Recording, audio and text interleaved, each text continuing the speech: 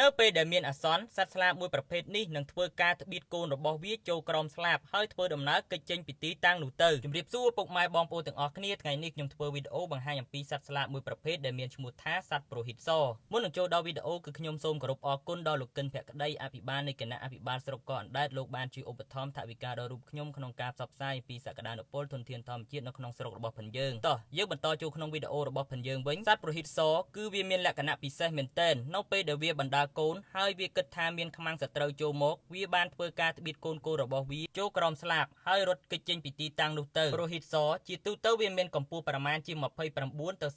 31.5 សង់ទីម៉ែត្រពេលបន្តពូជដងខ្លួនពណ៌ត្នោតក្រមៅរលោងក្បាលសកផ្នែកខាងមុខលឿងចាំងកន្ទុយស្រួចវែងនិងស្លាបភាគច្រើនសពេញវ័យបន្ទូលក្បាលចំកណ្ដាលផ្នែកកខាងក្រោយនិងផ្នែកខាងលើពណ៌ត្នោតស្រអាប់លាយឡំនិងអង្កន់ស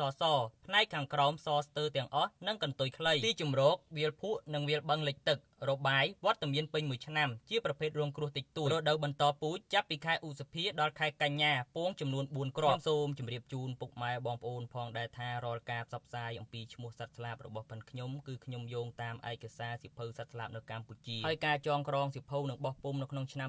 2021នេះគឺត្រូវបានសម្រិតសម្រាំងពីអ្នកជំនាញសត្វស្លាបនៅក្នុងប្រទេសកម្ពុជានិងអ្នកមើលសត្វស្លាបជាតិនិងអន្តរជាតិថែមទៀតផងហើយខ្ញុំក៏បានដឹងដែរថាឈ្មោះជាភាសាតាមតំបន់ពុកម៉ែបងប្អូនគាត់ហៅផ្សេងគ្នាហើយដូចខ្ញុំធ្វើវីដេអូផ្សព្វផ្សាយអំពីសត្វស្លាបអញ្ចឹងខ្ញុំប្រើឈ្មោះរបស់វាតាមឯកសារហើយវីដេអូនេះក៏បានដល់ទីបញ្ចប់ផងដែរសូមអរគុណពុកម៉ែបងប្អូនទាំងអស់គ្នាសម្រាប់ការតាមដានទស្សនា